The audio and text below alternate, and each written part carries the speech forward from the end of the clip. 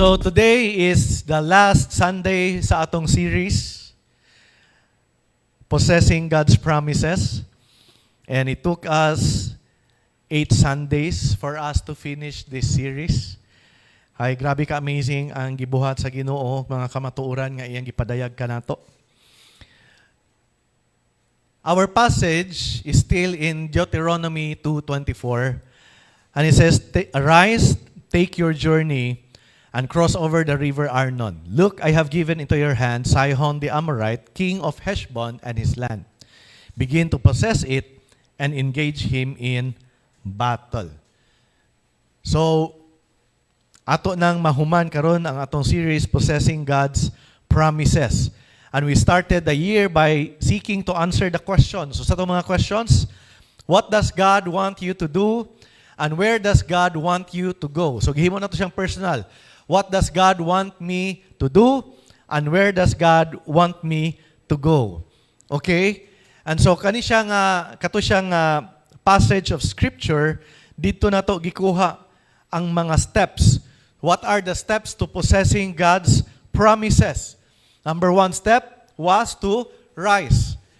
To rise. We have risen from mediocrity to destiny. We have risen from unbelief to faith. And then we have taken our journey, right?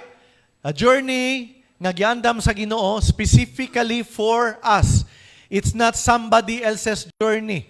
We don't have to look at other people's lives and try to copy what they are doing. What we need to do is to look at God and seek kung unsa ang iyang gusto nato buhaton. So we've taken our journey, our own personal journey. Amen. And then, cross over the river Arnon means to cross over enemy territory. We need to be in a position that is offensive, an offensive stance. We need to decide, I am no longer aning position of defense. Sige na lang tagpanagang sa mga atake sa yawa sa ato. Amen? Sige na lang tagpanagang kung natay mga sakit. Sige na lang tagpanagang sa mga kakulangon. But we are crossing over enemy territory. We are crossing over enemy territory. And for the past 2 Sundays, we talk about beholding what we have in Christ. To see what we already have in Christ. Amen, church. And today, there are 2 steps, but we will be talking about this in one setting. It's begin to possess it and engage him in battle. This is what we will be learning today. Okay? So, today's message, akong gitagaag title, Taking What's Yours. Nagsugod ta to rise, to take our own journey, to cross over enemy territory, to behold what we already have in Christ. Now, it's high time for us to begin to possess it. It's high time for us to engage the enemy in battle because it's high time for us to take what's ours, to take what's rightfully ours. Amen. And to possess God's promises, you need to forcefully take hold of it by faith. Unsa man ang pasabot ana? To forcefully take hold of it by faith. By faith. Forcefully lay hold of the blessings that God has already purchased by His blood. Gibayra naman ni Jesus ang healing, right? Gibayra naman ni Jesus ang atong prosperity. Amen. Gibayra naman ni Jesus ang atong deliverance. Gibayra na ni Jesus ang atong kadaugan. Gibayra ni Jesus ang atong kagawasan. Ang tungod kay gibayra naman niya, ang atong buhaton is to forcefully lay hold of the blessings nga gibayra na ni Jesus pinaagi sa iyang dugo. This is where faith is needed. Church, sabto na to. You already have a promise from God. Amen. God has already blessed you. And so we need to forcefully take hold of it by faith. So we need to understand faith and how faith operates.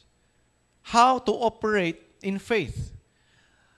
So, pinakauna sa tanan nga dapat nato masabtan when talking about faith is that faith is based on knowledge. O before tamo proceed na, basahan na Matthew 11:12, it says, "And from the days of John the Baptist until now, the kingdom of heaven suffers violence, and the violent take it by force." The violent take it by force. O so aton siya masabtan later on, unsa man gipasabot aning taking it by force. Kinsa man ning mga violent? Kay sabto na to unsa man ning klase nga being violent. Right? So, but we have to understand when talking about faith, faith is based on knowledge. Faith is based on knowledge. Before you can have faith, you must first have knowledge of the Word of God. Kung Bible to, dito. Before you can have faith, pinakauna sa tanan, dapat nimo mabalaan kung unsa ang naa sa pulong sa Ginoo. Because faith comes by hearing and hearing the Word of God. Faith comes when you hear and hear about the Word of God, about the truth of God's Word. How?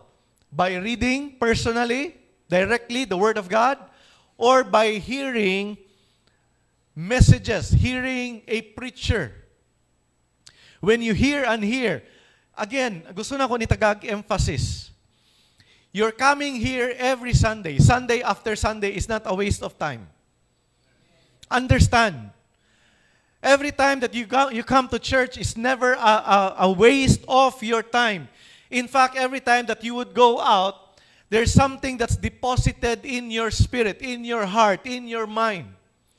Strength is deposited. Faith is deposited diha kanimo.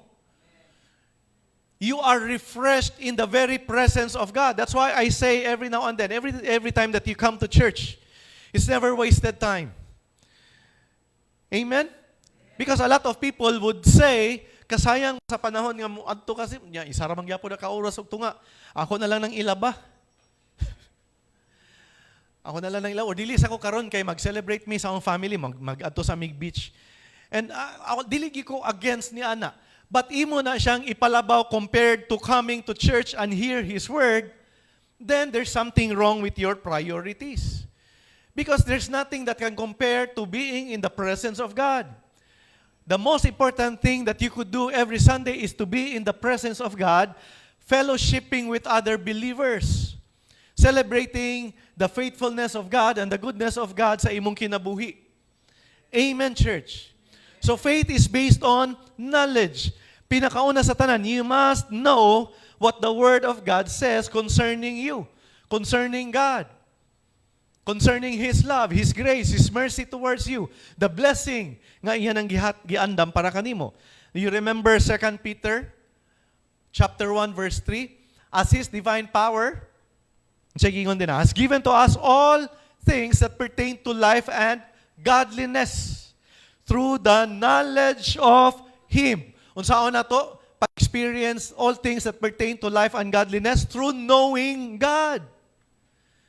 Through knowing God, through the knowledge of Him who called us by glory and virtue. Because most Christians believe that God can do anything. Amen. Most Christians would agree that God can do anything. But asa usahay ang disagreement.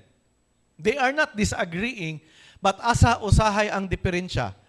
Yes, they agree that God can do anything, but ang ilang pamaagi for them to experience the blessing of God is for them to beg God. Kabalawan sa ng beg? Kabalawan sa ng begging kind of prayer? You don't need to beg God because God has already supplied all that you will ever need. Unsa man ang begging prayer? Kana man pakaluoy ka, Lord, kaluoy itaon ko, Lord. Kaluoy itaon ko, Lord. Kung maluoy ang Ginoo, panalanginan ko. Kung maluoy. That is not faith.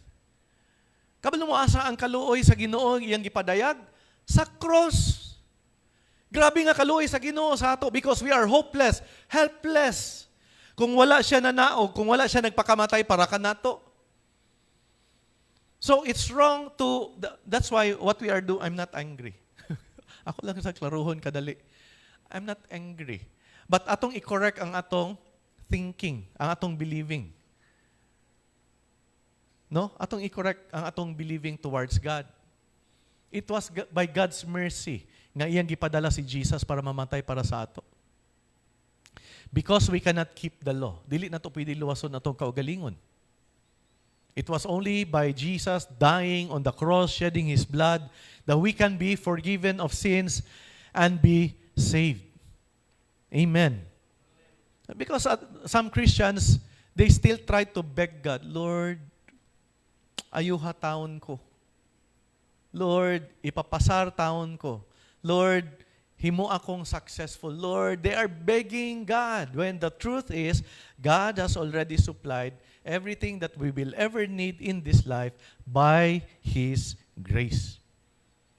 It's not about what God can do. It's about what He has already done. Amen? That's why Paul prayed. Now we're just reviewing some of the verses ng atong giagian. That's why Paul was praying. I keep asking that the God of our Lord Jesus Christ, the glorious Father, may give you the spirit of wisdom and revelation. Unsay purpose? So that you may know Him better. We will know God better. Amen. And atong knowing sa Ginoo is also progressive. Right? Walay shortcut. Amen. Walay shortcut. Kita tanan mo grow ta sa atong understanding sa Ginoo. Mo grow ta sa atong relationship sa Ginoo. And every time that you hear the word of God, you will know Him more. Mailhan nimo siya ang iyang true nature, ang iyang true character. Because we have a lot of wrong believing concerning God. Okay? That we may know Him better. Ingon din siya, I pray that the eyes of your heart may be enlightened. That our eyes would be open sa iyang kamaturan. No? Enlightened in order that you may know the hope of which He has called you, the riches of His glorious inheritance in His holy people. So that you will know unsa ang iyong inheritance nga gihatag na sa Ginoo sa inyo, pinaagi kang Christ. And His incomparably great power for us who, unsay requirement ra sa Ginoo? Who? Believe.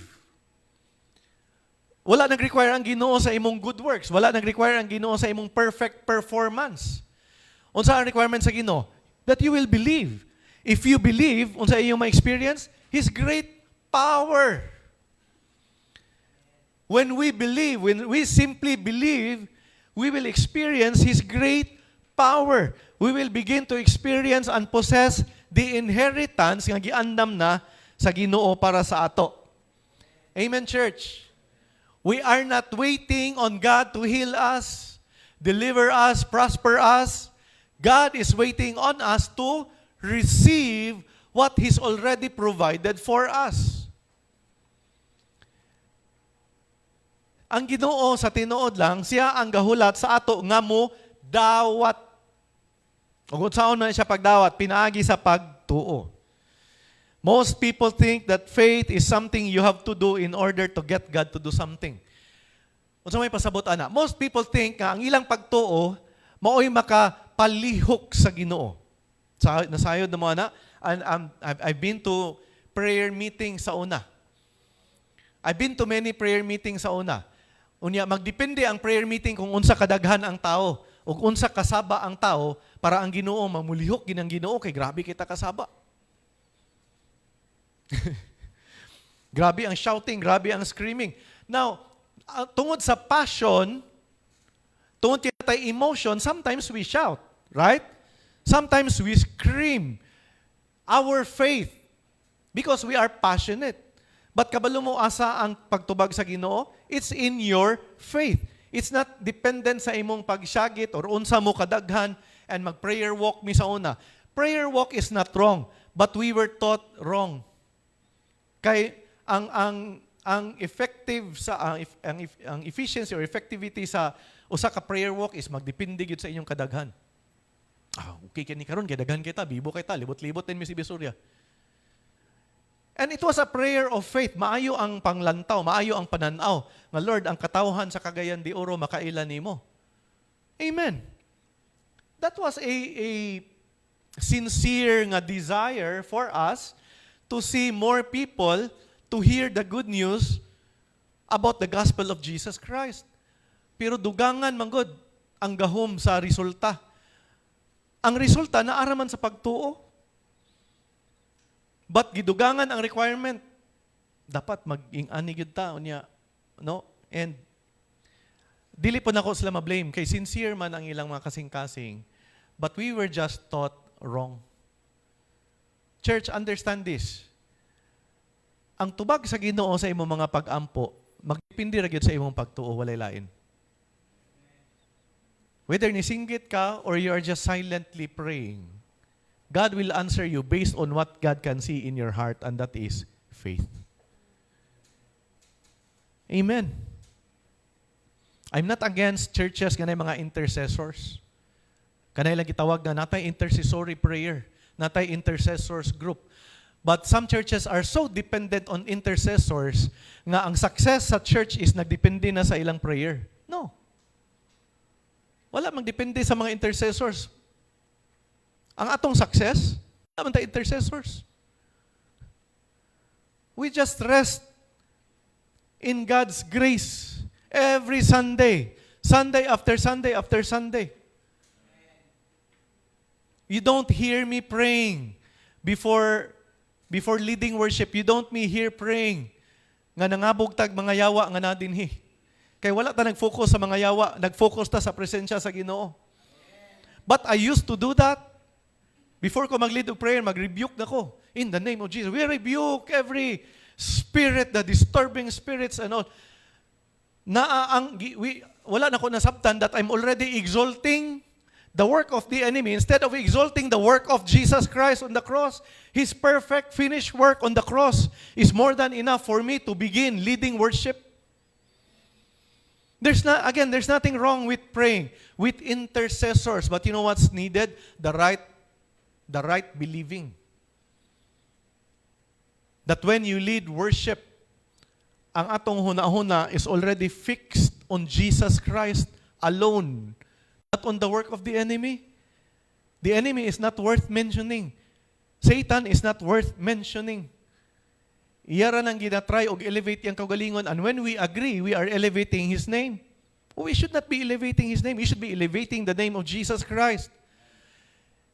Amen, church? So, God is waiting on us.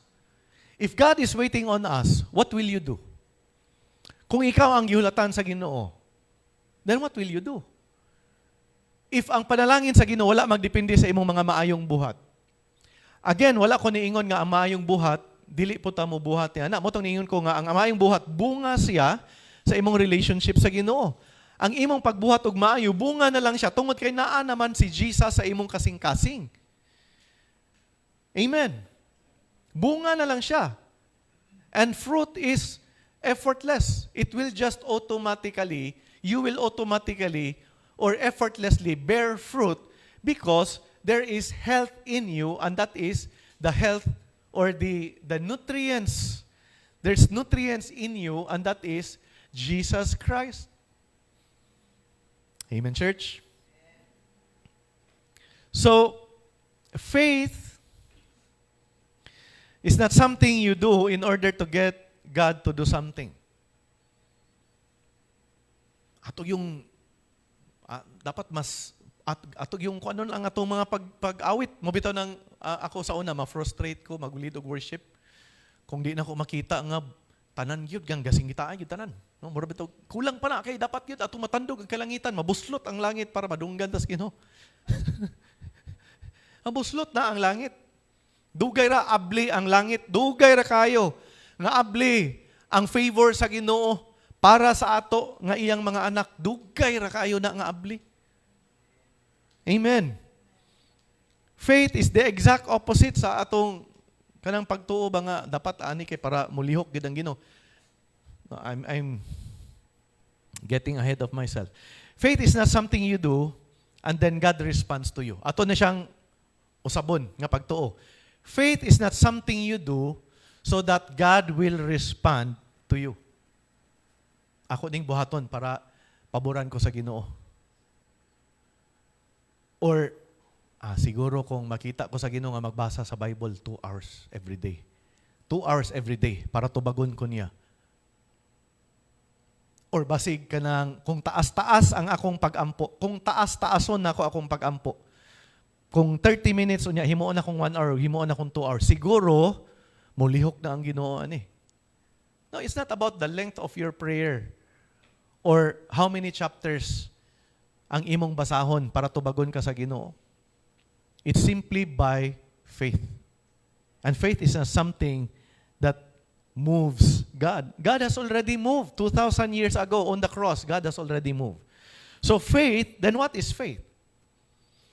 Faith is your positive response to what God has already done. Kay iya namang gisupply, iya namang gibuhat. So unsa man ang faith? Positive response nimo. Di ba ningon ko ganina, faith is not something you do so that God will respond to your faith. But what is faith? Faith is your positive response. Kaya mo yung ka nga, maonday nang gingon sa pulong sa Ginoo. If that's what the Word of God says, then I believe it. I take God at His Word. That's faith. Faith is your positive response. It's just a response.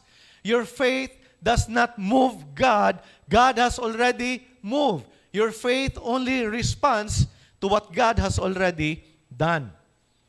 Nga naman, kay dili man ang Ginoo ang na-stuck, kita man. Dili man ang Ginoo ang wala nilihok, kita ang kinahanglan mulihok. So, Ephesians 2, basahan na to ng Ephesians 2:8-9. For by grace you have been saved through faith, and that not of yourselves, it is the gift of God, not of works, lest anyone should boast. For by grace you have been saved through faith. Pinaagi daw sa grasya sa Ginoo. Mo lang part sa Ginoo, grace. Unsa nang grace gali? Undeserved favor. So, pinaagi sa grasya sa Ginoo, iyan ang gihatag ang kaluwasan. Pero unsaon nato nga atong maato ang kaluwasan? Unsaon nato? Pinaagi sa faith. Pinaagi sa pagtuo, imong madawat ang kaluwasan. Pero ang imong pagtuo, dili na mo'y makaluwas sa imo. Ang grasya sa Ginoo nga imong gituuhan, mo'y makaluwas sa ato. And that of yourselves, dili daw na imo. It is a gift of God, not of works.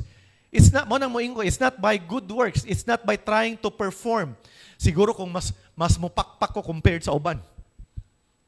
Or mas kuyaw ko musayaw sa during praise and worship. No, mas paboran ni ko ani sa Ginoo kay. Mas chigo sayo. Cringe kayo para sa ila akong sayo. No? Tarungon ginawag sayaw. Muulok, so sa kalipay. Ala, kung ikaw pinakasaba, then mas paboran ka. Sige, it's not about that. You're just passionate because you know that you love God. That's the reason nga, ana ang imong, and lahi-lahi man kita og expression sa worship po. Ngayon, chill lang kayo. Pero ang kasing-kasing ato, gabuto-buto na. Right? Dili ni mo pwede i-generalize.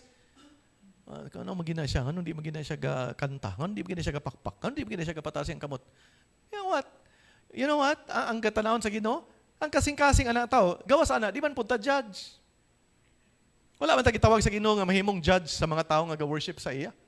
Worship is between you and the Lord. Dili sa akong tanawon. Kanigit sila, dili ka pa makpak ko. Wala pa gini sila nakasabot. Dili pa gini sila mga born again. Di ka balo, makpak. Nga luyahon kayo ng mga Kristohanon.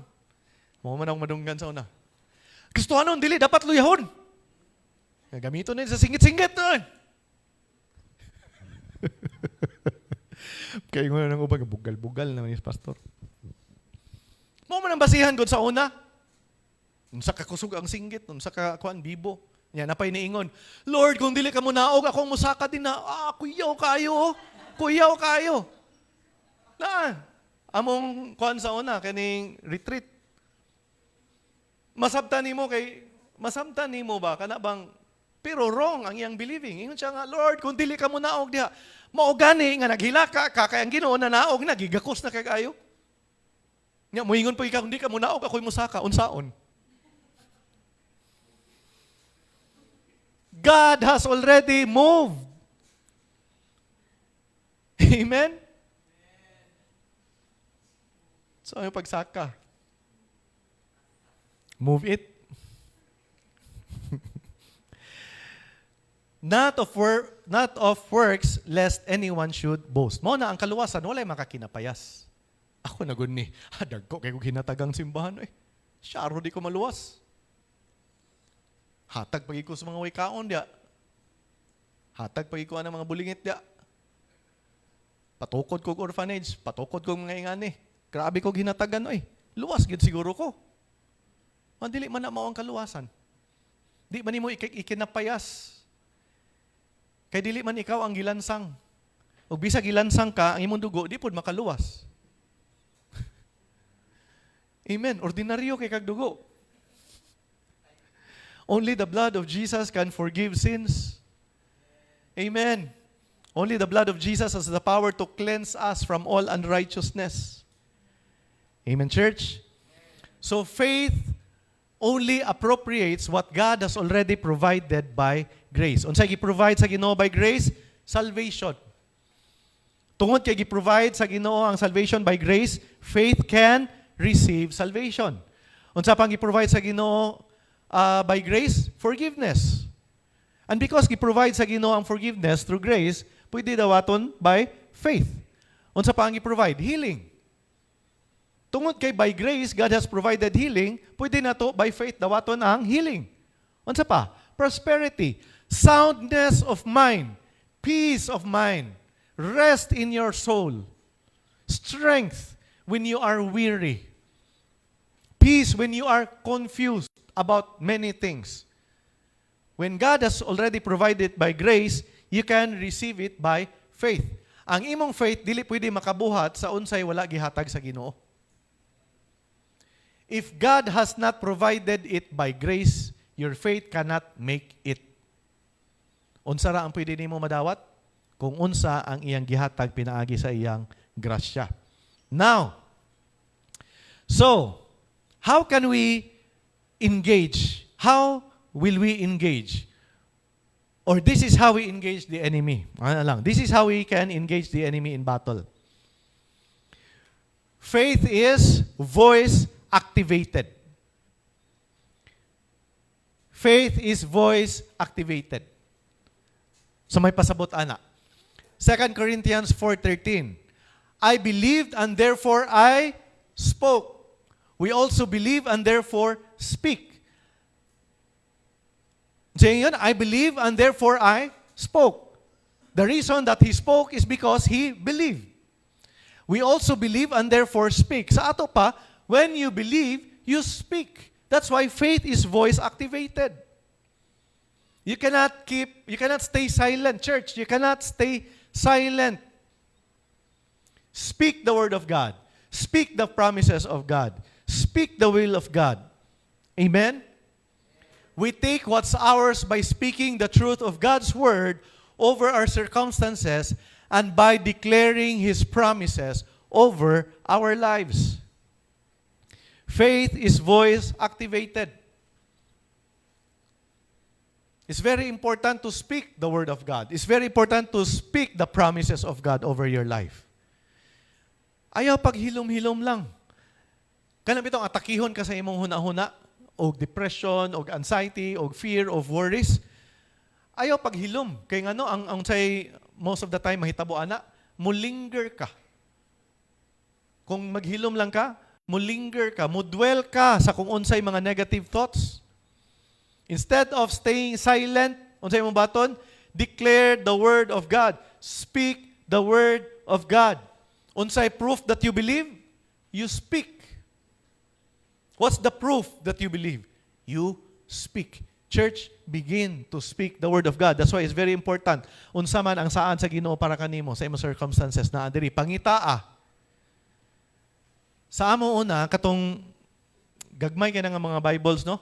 Unya tan-aw nimo dito sa pinaka last ana, Na yung mga dito, na yung mga problema. If you, na yung fear, na yung mga kunya, na yung mga verses. Pangitaon din to. Hindi mo dito memorize on. Karon sa'yo na lang kayo. Yung mo Google. Fear. Fear verses. Yan mo to nga dayon. Ngita ka dito. Speak. Kung na kay kahadlok, speak the word of God sa ibong kinabuhi. Instead of staying silent, do not allow the enemy to bully you anymore. His time has come. Ing na siya, your time has come. Dili pwede. Dili na ko maghilom. Okay? Mark 11:23 to 24. Mark 11:23 to 24. For assuredly I say to you, whoever says to this mountain, a mountain is talking about your problems. Whatever problem that is that you are facing right now. Kung dili pa kayo siya dako, di pa kayo siya mountain. Oh, pasaputan nito, dagko di kayo. Dagko na kay bayronon. Dagko na kay mga sakit, dagko na kay mga problema, mo na ang tawag na mountain. Unsa yun? Whoever says, not looks, but says to this mountain. Unsa yun? Be removed, be cast into the sea. That's why there are times, I don't know, madunggan ko ninyo. This is how most of the time I pray. Sickness and disease, be removed, be thrown into the sea in the name of Jesus. Gikan na diya, biblical na siya. Gikan na din na. Mag-pray ko kang papa sa hospital, no? Na maulian siya. Lord, ang unsa man ang kuan sa iyang lungs, no? Be removed, be thrown into the sea in the name of Jesus. Unsa din sumpay dia? Does not doubt in his heart, but believes that those things he says. Nagyapon, saying yapon, will be done. He will have whatever he says. Gitagaag emphasis, tulo ka buok, gibutang dinha, kung unsa ang imong buhaton. By simply saying. Because when you believe, you will speak. Now, verse 24, therefore I say to you, whatever things you ask when you pray, believe that you receive them and you will have them. Pero unsay pinakauna sa tanan is to speak the word of God. Amen, church. 2 Corinthians 10:4. For the weapons of our warfare are not carnal, but mighty in God for pulling down strongholds. Ang ato dang weapons of warfare are not carnal. It's not by flesh. It's not by might. It's not by our own power, but it's by the Spirit of the Lord. It's not fleshly weapons. Ang atong gamit, but unsa? Mighty in God for pulling down strongholds. Some of the strongholds. Na mga strongholds sa atong kinabuhi. Na mga strongholds sa atong una-una. Unsa man nga strongholds? Unsa man uban strongholds? Stronghold of depression. Dugay na kayo mo gi-entertain. Na kay stronghold of depression. Or na circumstance nga pag mubalik siya sa imo, makakreate siya og anxiety. That is a stronghold. Or na ay circumstance sa inyong family nga kung madumduman nimo, makakreate siya anxiety. Makakreate siya fear. Makakreate siya doubt. Makaluya siya. Makadiscourage siya sa imo. Naadya sa imong family. Stronghold na siya. Kung madisturbo ka, stronghold na siya. Pero sa buhaton daw, ang ato dang weapon is mighty in God for pulling down. Imo daw, ang kaning stronghold bitaw, it exalts itself against the knowledge of God. Talking about fear, unsa ang gingon sa pulong sa Ginoo? You already have peace. So unsa may buhaton nato? Kung gi-elevate sa enemy ang fear, unsay buhaton nato? Pull it down. By declaring. Ingon si Jesus, I give you my peace. You already have the peace of God. And in Isaiah, it says, you will have perfect peace when your mind is stayed on the Lord. Kung ang imo dang una-huna magpabilin sa Ginoo. Kung ang imo dang una-huna magpabilin sa saad sa Ginoo. Kung ang imong una-huna magpabilin sa kamatuoran sa pulong sa Ginoo, naa daw kay perfect peace. Dili di ay imposible ang perfect peace. Ngano man? Ang pulong sa Ginoo ningon, you will have perfect peace because your mind is stayed on the Lord because you trust in Him. That's why we have to know the Word of God.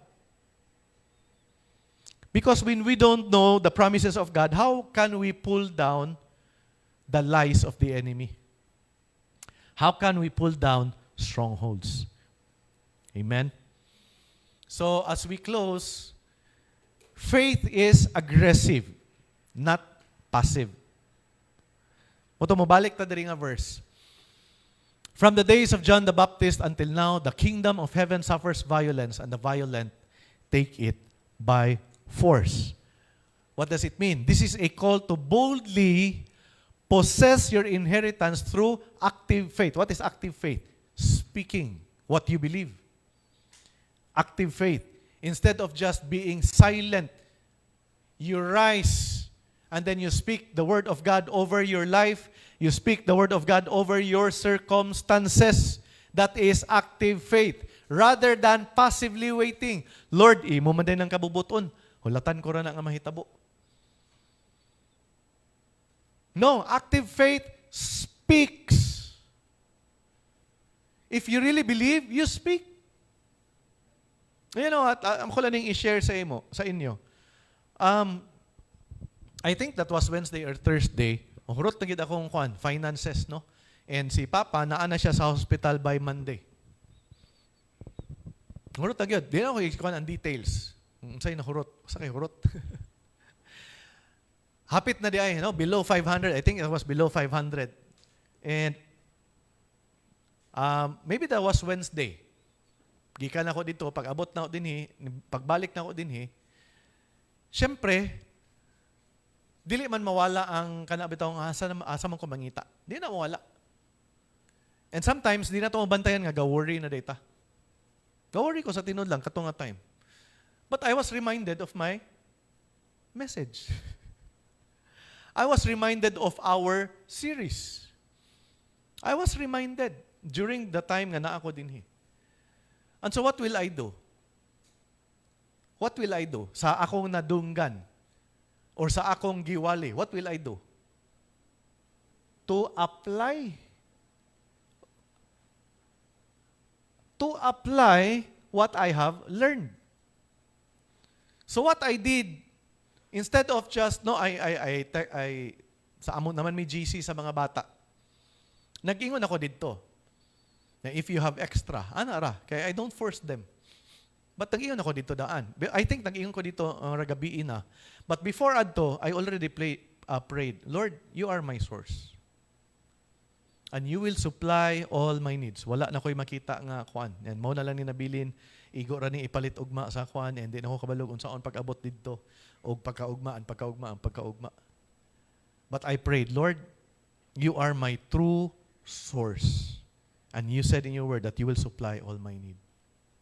I prayed what I learned. What's really important about learning is your application. So I applied what I learned. And pagkaugma, agsaad ang uban ako nga mga bata, maghatag sila. And there's this one guy, nangumusta. Musta naman yung papa?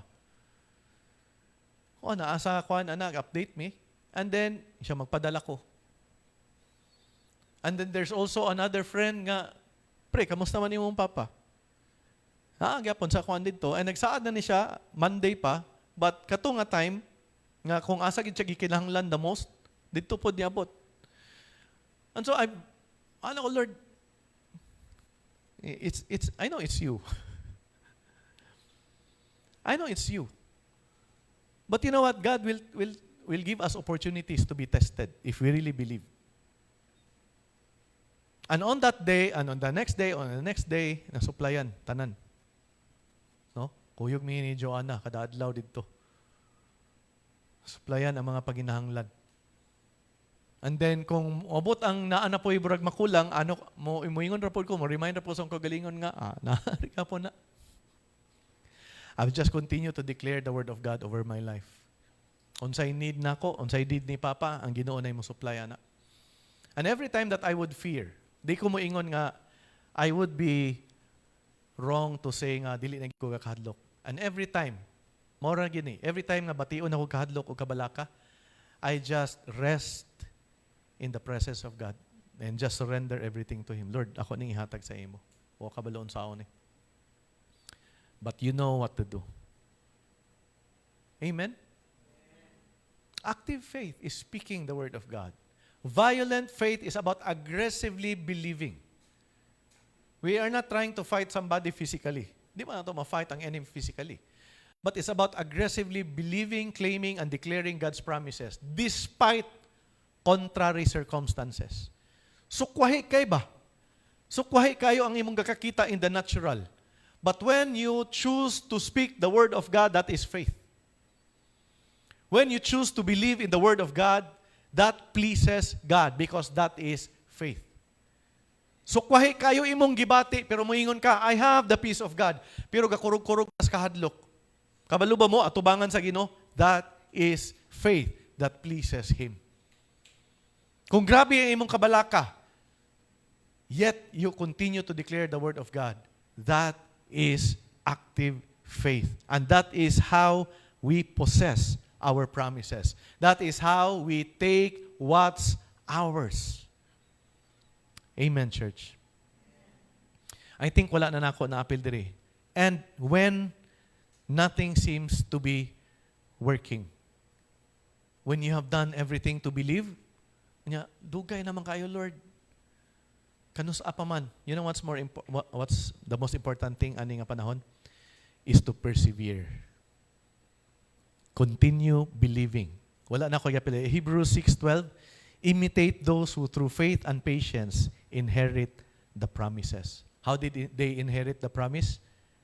To remain believing over a long period of time. Naay mga panahon nga maghulat ta. But you know what? Dili man gyud mapakyas ang pulong sa Ginoo. I know sometimes maluya kita. I know sometimes di ta kahulat. Gusto ta, Lord, gusto na ko nga masulbad na ni. Kapoy na kayo. Ay mga panahon nga ingana. But you know what?